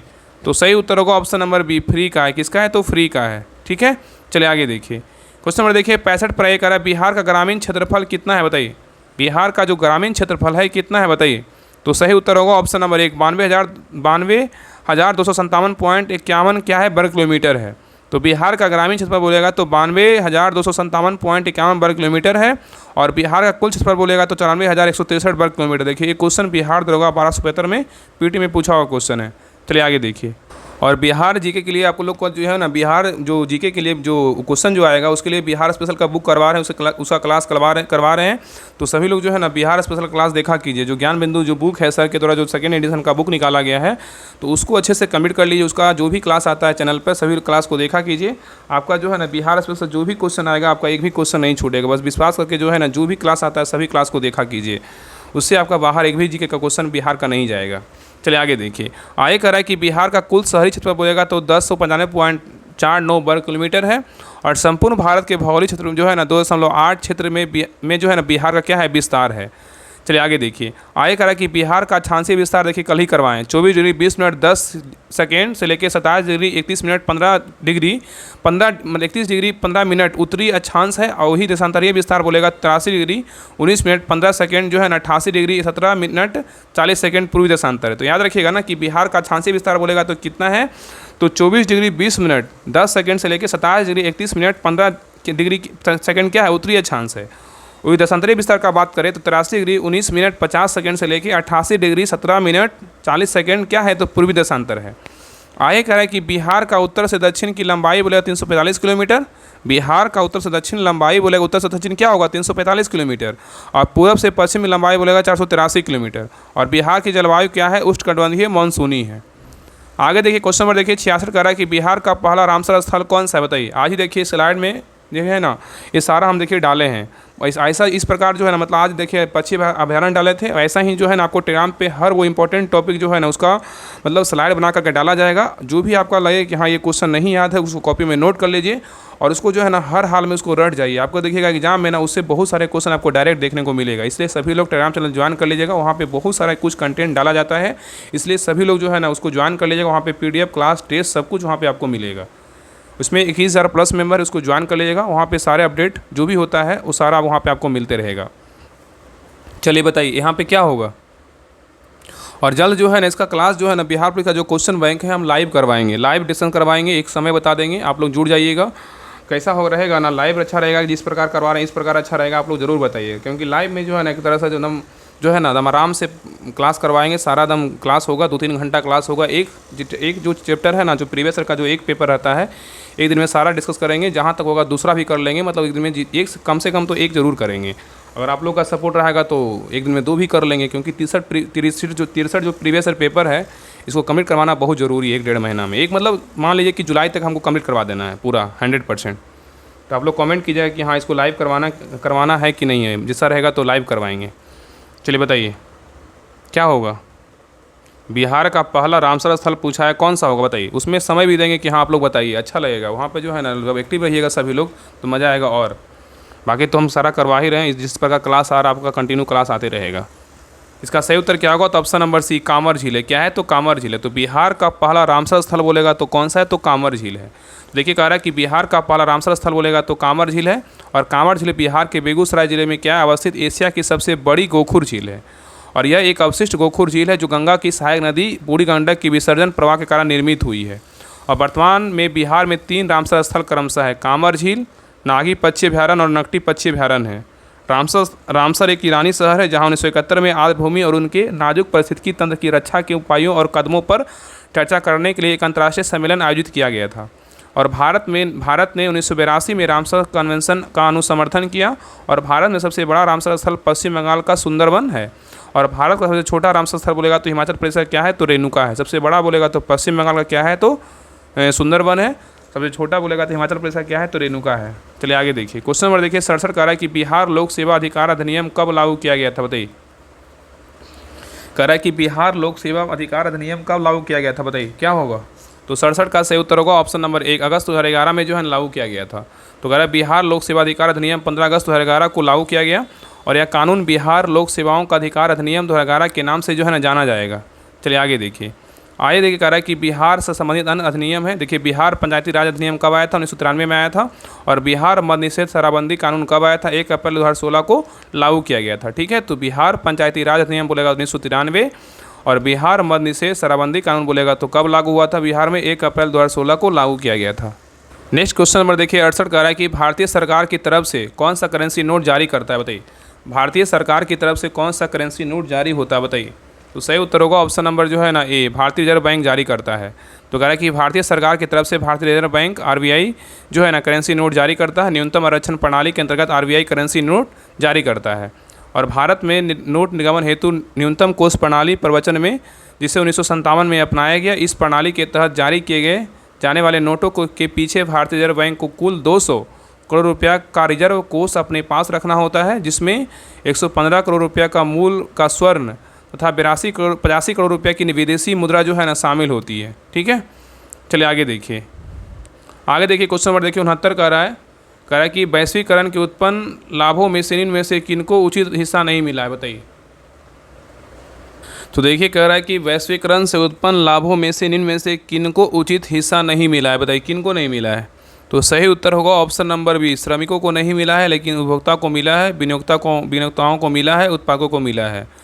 तो ये कह रहा है कि वैश्वीकरण से उत्पन्न लाभों में से श्रमिकों को उसका उचित हिस्सा नहीं मिला है। ठीक है, आगे कह रहा है कि वैश्वीकरण देश की अर्थव्यवस्था को विश्व की अन्य अर्थव्यवस्थाओं के साथ व्यापार, पूंजी, प्रौद्योगिकी के प्रवाह के माध्यम से जोड़ना है। अर्थात इसका व्यापक अर्थ होता है कि देश की अर्थव्यवस्था को विश्व की अर्थव्यवस्थाओं के लिए खोलना है।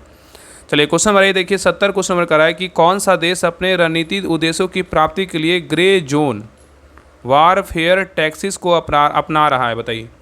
क्वेश्चन कर रहा है कि कौन सा देश है जो अपने रणनीतिक उद्देश्यों की प्राप्ति के लिए ग्रे जोन वारफेयर टैक्सेस को अपना रहा है बताइए।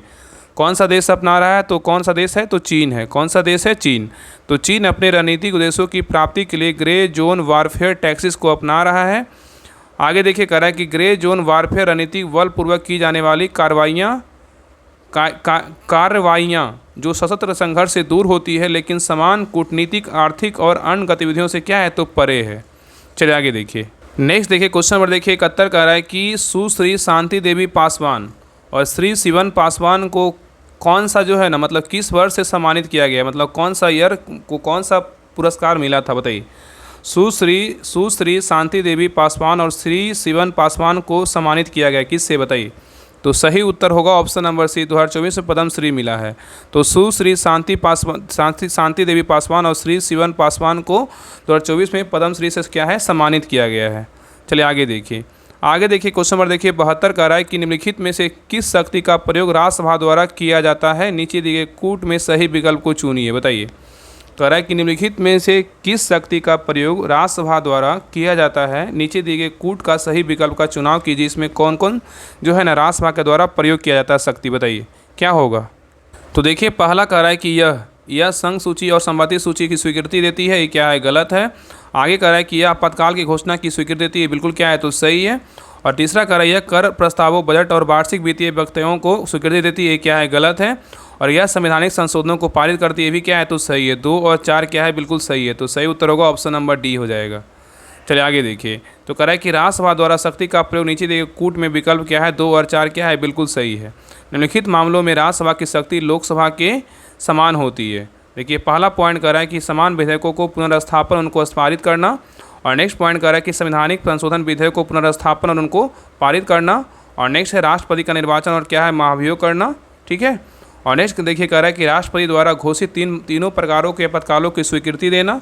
और नेक्स्ट है संवैधानिक इकाइयाँ जैसे वित्त आयोग, संघ लोक सेवा आयोग, नियंत्रक एवं महालेखा परीक्षक आदि रिपोर्ट पर विचार करना। क्वेश्चन नंबर 73 पे कह रहा है कि प्रधानमंत्री की नियुक्ति का अधिकार किसके पास है, बताइए। प्रधानमंत्री की नियुक्ति का अधिकार किसके पास है, बताइए। तो सही उत्तर होगा ऑप्शन नंबर 1, राष्ट्रपति के पास है। किसके पास है, राष्ट्रपति के पास। तो प्रधानमंत्री की नियुक्ति का अधिकार राष्ट्रपति के पास होता है। और नेक्स्ट कह रहा है कि राष्ट्रपति लोकसभा के आम चुनाव में बहुमत दल के नेता को प्रधानमंत्री नियुक्त करता है। और प्रधानमंत्री की सलाह पर राष्ट्रपति के द्वारा ही अन्य मंत्रियों की नियुक्ति की जाती है। अनुच्छेद 74 के बारे में बोल रहा है कि राष्ट्रपति को सहायता एवं सलाह देने के लिए एक मंत्रिपरिषद होगी जिसका प्रमुख कौन होता है, प्रधानमंत्री होता है। इसका वर्णन किस अनुच्छेद में, अनुच्छेद 74 में है। चलिए आगे देखिए। नेक्स्ट है अनुच्छेद 75 के बारे में। देखिए कह रहा है कि 75 का 1 के बारे में क्या कह रहा है कि प्रधानमंत्री की नियुक्ति राष्ट्रपति करेगा। इसका वर्णन किस अनुच्छेद में, तो 75 का 1 में है। प्रधानमंत्री की नियुक्ति राष्ट्रपति करेगा, इसका वर्णन किस अनुच्छेद में, 75 का 1 में है। और प्रधानमंत्री की सलाह पर अन्य मंत्रियों की नियुक्ति करेगा, किसमें, 75 का 1 में ही है। ठीक है। तो प्रधानमंत्री की नियुक्ति राष्ट्रपति करेगा और प्रधानमंत्री की सलाह पर अन्य मंत्रियों की नियुक्ति करेगा, ये अनुच्छेद 75 का 1 में है। और नेक्स्ट है मंत्रिपरिषद, मंत्री राष्ट्रपति के प्रसाद पर्यंत अपने पद पर बने रहेंगे, किसमें वर्णन है, 75 के 2 में है। और नेक्स्ट है मंत्रिपरिषद लोकसभा के प्रति सामूहिक रूप से उत्तरदायी होते हैं, इसका वर्णन किस अनुच्छेद में, 75 का 3 में है। तो मंत्रिपरिषद लोकसभा के प्रति सामूहिक रूप से उत्तरदायी होते हैं, इसका वर्णन किस अनुच्छेद में है, तो 75 का 3 में है। ठीक है। चलिए आगे देखिए। क्वेश्चन नंबर देखिए 74 कह रहा है कि उस जनजाति का नाम बतलाइए जो ऋग्वैदिक आर्यों के पंचजन से संबंधित जो है ना नहीं है, बताइए। कह रहा है उस जनजाति का नाम बतलाइए जो ऋग्वैदिक आर्यों के पंचजन से संबंधित नहीं है, बताइए कौन नहीं है। तो सही उत्तर होगा ऑप्शन नंबर डी, कीकट नहीं है, लेकिन यदु है, तुर्वसु है, पुरु है। तो ऋग्वैदिक आर्यों के पंचजनों में यदु, दुर्हयु, पुरु, अनु, तुर्वसु शामिल थे, लेकिन कीकट इससे संबंधित नहीं है। आगे देखिए क्वेश्चन नंबर 75 कह रहा है कि गौतम बुद्ध द्वारा अपने धर्म में दीक्षित किया जाने वाला अंतिम व्यक्ति निम्नलिखित में से कौन था, बताइए। तो सही उत्तर होगा ऑप्शन नंबर डी, सुभद्र था। कौन था, सुभद्र था। तो अपने जीवन के अंतिम वर्ष गौतम बुद्ध अपने शिष्य चुन के यहाँ पावा पहुँचे और यहाँ सुकर माधव भोज सामग्री खाने से वे अतिसार रोग से पीड़ित हो गए। फिर वे पावा से कुशीनगर चले गए और यहीं पर सुभद्र को उन्होंने अपना अंतिम उपदेश दिया था। नेक्स्ट क्वेश्चन नंबर देखिए 76 कह रहा है कृष्णदेव राय के दरबार में अष्टदिग्गज कौन थे, बताइए। कृष्णदेव राय के दरबार में अष्टदिग्गज कौन थे, बताइए। तो सही उत्तर होगा ऑप्शन नंबर बी, 8 तेलुगु कवि थे। कौन थे, 8 तेलुगु कवि थे। तो कह रहा है कृष्णदेव राय के दरबार में 8 दिग्गज तेलुगु कवि थे। और कृष्णदेव राय का शासनकाल विजयनगर में साहित्य का क्लासिकी युग माना जाता है। उसके दरबार में तेलुगु के 8 महान विद्वान कवि रहते थे, ठीक है, जिन्हें अष्टदिग्गज कहा जाता था। ठीक है। चलिए आगे देखिए। आगे कह रहा है क्वेश्चन नंबर देखिए 77 है। कह रहा है कि हिंदी और फारसी दोनों भाषाओं का विद्वान था, बताइए कौन था।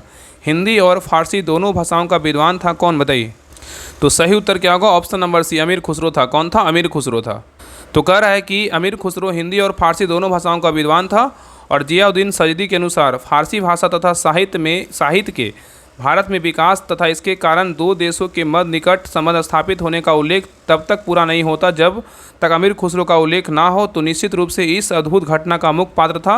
और अमीर खुसरो स्वयं कहता था कि मैं तुर्की, भारतीय और हिंदी बोलता हूँ। चलिए आगे देखिए। क्वेश्चन नंबर देखिए 78 कह रहा है कलकत्ता में एशियाटिक सोसाइटी की स्थापना के समय बंगाल का गवर्नर जनरल कौन था, बताइए। कलकत्ता में एशियाटिक सोसाइटी की स्थापना के समय बंगाल का गवर्नर जनरल कौन था, बताइए। तो सही उत्तर होगा option number B, Lord Warren Hastings था। कौन था, लॉर्ड वारेन हेस्टिंग्स था। तो कह रहा है कि 15 जनवरी 1784 को एशियाटिक सोसाइटी की स्थापना के समय बंगाल का governor general Lord Warren Hastings था। तो इसका टाइम पीरियड कितना था, 1773 से 1785 तक था, ठीक है। और एशियाटिक सोसाइटी की स्थापना कब हुआ था, तो 15 जनवरी 1784 को किया गया था। आगे देखिए क्वेश्चन नंबर 79 कह रहा है कि 1857 के विद्रोह के समय ब्रिटिश प्रधानमंत्री कौन था, बताइए। 1857 के विद्रोह के समय ब्रिटिश प्रधानमंत्री कौन था? तो सही उत्तर होगा ऑप्शन नंबर बी, पामस्टर्न था। कौन था? पामस्टर्न था।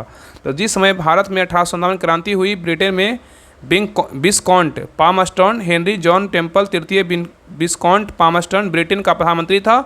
इसका कार्यकाल जो है 1855 से 1858 था और तथा 1859 से 1865 तक था। ठीक है, आइए देखिए क्वेश्चन नंबर 80 कह रहा है कि फारसी साप्ताहिक मिरातुल अखबार को प्रकाशित करते थे कौन, बताइए। फारसी साप्ताहिक मिरातुल अखबार को प्रकाशित करते थे कौन, बताइए।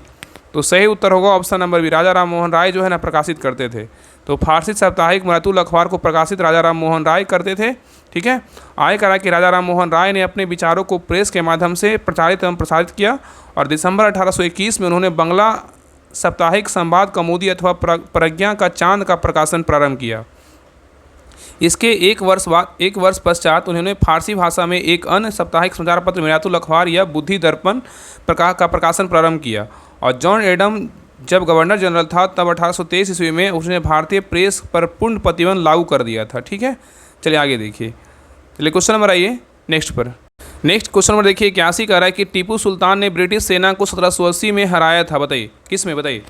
कह रहा है कि टीपू सुल्तान ने ब्रिटिश सेना को 1780 में हराया था, किस में, कहाँ हराया था, बताइए। तो सही उत्तर होगा ऑप्शन नंबर बी, पोलीलूर में हराया था। कहाँ हराया था? पोलीलूर में हराया था। तो टीपू सुल्तान ने ब्रिटिश सेना को 1780 ईस्वी में पोलीलूर में हराया था। आगे कह रहा है कि हैदर अली और टीपू सुल्तान ने मराठाओं तथा निजाम के साथ एक समझौता कर लिया और फ्रांसीसी सहायता का वचन ले लिया। और नेक्स्ट कह रहा है कर्नाटक पर सितंबर 1780 में आक्रमण कर और कोट पर कब्जा कर लिया। तत्पश्चात टीपू ने हेक्टर मुनरो की सेना को पोलीलूर नामक स्थान पर हरा दिया था। चलिए नेक्स्ट कह रहा है कि भारत में बनने वाली सर्वप्रथम कथा फिल्म या टॉकी थी कौन थी, बताइए। भारत में बनने वाली सर्वप्रथम कथा फिल्म या टॉकी थी कौन थी, बताइए। तो सही उत्तर होगा ऑप्शन नंबर बी, आला मारा था। कौन था? आला मारा। तो भारत में बनने वाली सर्वप्रथम कथा फिल्म टॉकी कौन था? तो आला मारा थी। और 14 मार्च 1931 को शनिवार मुंबई के मैजेस्टिक सिनेमा हॉल में अरदेशी ईरानी निर्देशित आला मारा रिलीज हुई थी और ये भारत की पहली बोलती फिल्म थी। ठीक है, और भारत की पहली फिल्म बोलेगा तो राजा हरिश्चंद्र थी, जिसे दादा साहेब फाल्के द्वारा निर्देशित एवं निर्मित किया गया था। नेक्स्ट कह रहा है कि निम्नलिखित में से कौन भारत के धर्मनिरपेक्ष राज वर्णित करता है, बताइए। कह रहा है निम्नलिखित में से कौन भारत को धर्मनिरपेक्ष राज वर्णित करता है? तो सही उत्तर क्या होगा? ऑप्शन नंबर बी, संविधान की प्रस्तावना करता है। तो संविधान की प्रस्तावना भारत को धर्मनिरपेक्ष राज वर्णित करता है। 42वां संविधान संशोधन अधिनियम 1976 के अंतर्गत प्रस्तावना में समाजवादी, धर्मनिरपेक्ष और अखंडता सब जोड़ा गया और 42वां संविधान संशोधन को लघु संविधान या मिनी संविधान कहा जाता है। नेक्स्ट कह रहा है कि भारत के संविधान के किस अनुच्छेद के अंतर्गत भारत का उच्चतम न्यायालय नागरिकों के मूल अधिकारों के प्रवर्तन के लिए विभिन्न रीट जारी करने का अधिकार रखता है, बताइए। क्वेश्चन कह रहा है कि भारत के संविधान के किस अनुच्छेद के अंतर्गत भारत का उच्चतम न्यायालय नागरिकों की मूल अधिकारों के प्रवर्तन के लिए विभिन्न रीट जारी करने का अधिकार रखता है, बताइए। तो सही उत्तर होगा ऑप्शन नंबर एक, अनुच्छेद कितना है? तो 32 है। तो कह रहा है कि भारत के संविधान के अनुच्छेद 32 के अंतर्गत भारत का उच्चतम न्यायालय के नागरिकों की मूल अधिकारों के प्रवर्तन के लिए विभिन्न रीट जारी करने का क्या होता है? अधिकार रखता है।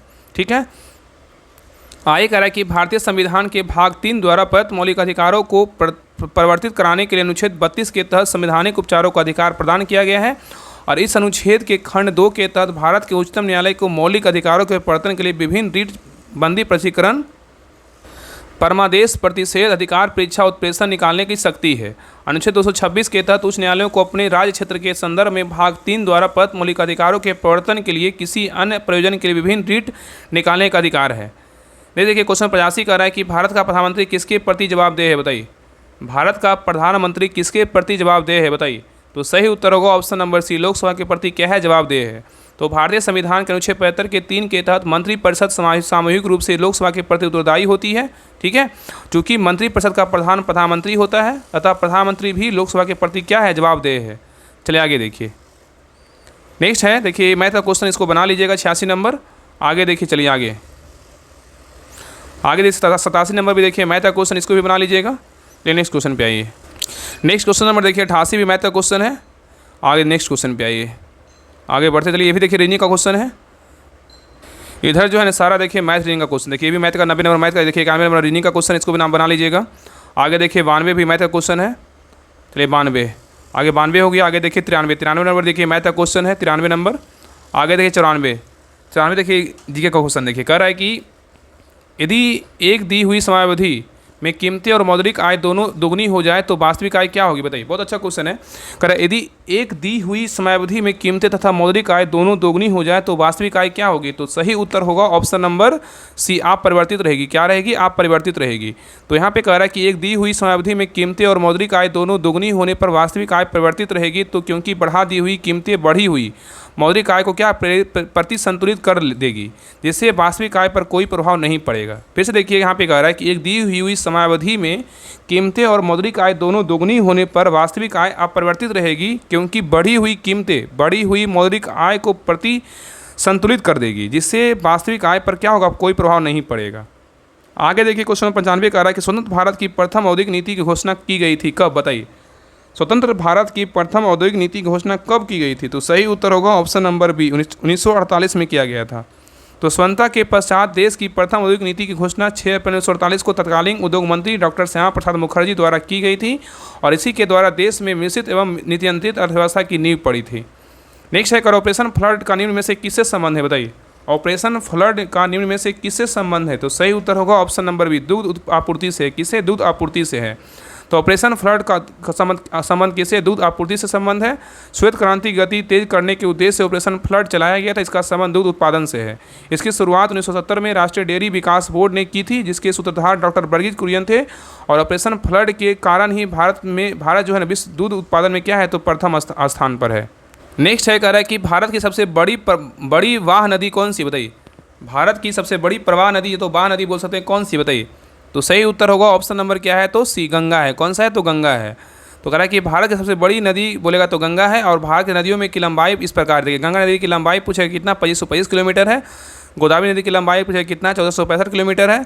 कृष्णा नदी की लंबाई कितनी है, 1400 किलोमीटर है। और नर्मदा का बोले लंबाई कितनी है, 1312 किलोमीटर है। और महानदी की लंबाई बोलेगा तो कितना, 851 किलोमीटर है। अतः स्पष्ट है कि भारत की सबसे बड़ी नदी कौन सी है, तो गंगा नदी है। ठीक है, बड़ी नदी बोलेगा तो कौन सी नदी है, गंगा नदी है। आगे देखिए क्वेश्चन नंबर देखिए 98 कह रहा है मृदा अपरदन रोका जा सकता है किसके द्वारा, बताइए। मृदा अपरदन रोका जा सकता है किसके द्वारा। तो सही उत्तर होगा ऑप्शन नंबर सी, वनारोपण के द्वारा। मतलब वृक्ष रोपेंगे तो क्या होगा, मृदा अपरदन जो है रोका जा सकता है। ठीक है, तो कह रहा है कि मृदा अपरदन वनारोपण द्वारा रोका जा सकता है। मृदा संरक्षण के अंतर्गत वे सभी उपाय सम्मिलित हैं जो मिट्टी के अपरदन से बचाते हैं और उसकी उर्वरता को बनाए रखते हैं। और मृदा अपरदन को रोकने के कुछ प्रभावी उपाय क्या इस प्रकार है। वृक्षारोपण यह सर्वाधिक सशक्त उपाय है। दूसरा क्या है, सोपानी अथवा समुचित रेखीय कृषि। और तीसरा क्या है, चारण एवं स्थानांतरण कृषि पर रोक लगाना। लेकिन सही उत्तर क्या होगा, वृक्षारोपण। मतलब यह सर्वाधिक क्या है, सशक्त उपाय है। आगे थे 99 नंबर क्वेश्चन कर रहा है identify the parts of a speech of the word aquatic. बताइए एक्वेटिक क्या होगा, तो क्या है। तो देखिए सही उत्तर क्या होगा, ऑप्शन नंबर सी, एडजेक्टिव है। क्या है, तो एडजेक्टिव है। यहाँ पे identify the part of a speech of the word aquatic का क्या होगा, एडजेक्टिव है। आगे कर रहा है देखिए क्वेश्चन नंबर देखिए 100 कर रहा है it's is time to do the work change the passive voice. देखिए ऐसा क्वेश्चन देखिए बिहार दरोगा में भी आता है। और देखिए अभी तो जो एग्जाम पड़ा था 18 तारीख को, देखिए इसमें इंग्लिश हिंदी का ट्रांसलेशन भी आया था करने के लिए। तो ये सब जो है ना आपका प्रीवियस ईयर से सारा जो है ना बिहार दरोगा चाहे बिहार पुलिस हो आपका इससे हो जाएगा। प्रीवियस ईयर देखते रहिएगा, इसको बनाते रहिएगा। आपका यहाँ से जो है ना आपका मैथ रीजनिंग इंग्लिश हिंदी आपका पूरा हो जाएगा। बताइए क्या होगा, कह it is time to do the work change the voice. तो सही उत्तर क्या होगा, ऑप्शन नंबर बी होगा। It is time for the work to be done. It is time for the work to be done. तो सही उत्तर क्या होगा, ऑप्शन नंबर बी हो जाएगा। तो ए रहा सेट नंबर 3 रहा, पेपर नंबर 3 रहा। आप लोग क्लास कैसा लगा आप लोग कमेंट सेक्शन में ज़रूर बताइएगा। और आप सभी से रिक्वेस्ट है क्लास को हर ग्रुप में शेयर कीजिए, क्योंकि आप जब क्लास को सपोर्ट कीजिएगा तभी जो है ना क्लास करवाने में हमको मज़ा आता है। मतलब हर कोई इंसान को मज़ा आएगा। और आप सभी से रिक्वेस्ट है क्लास को लाइक कीजिएगा, जितना हो सके सभी के पास शेयर कीजिएगा। और जितने लोग क्लास को नए लोग देख रहे हैं सभी लोग सब्सक्राइब करके बेल आइकॉन ऑन कर लीजिएगा।